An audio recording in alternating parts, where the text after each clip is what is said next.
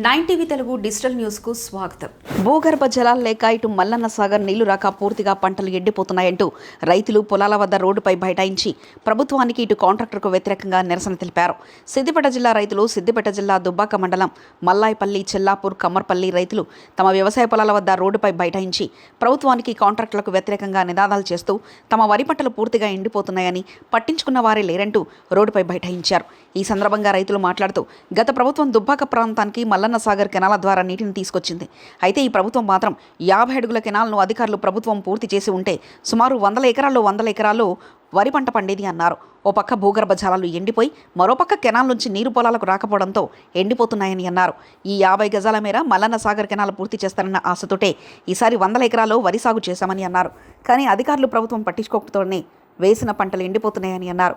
ఇప్పటికైనా అధికారులు ప్రభుత్వం 50 మీటర్ల దూరంలో ఉన్న ఈ మల్లన్న సాగర్ కెనాల్ను పూర్తి చేసి రైతులకు నీరందించి పంటలను ఎండిపోకుండా చూడాలని కోరుతున్నామని అన్నారు.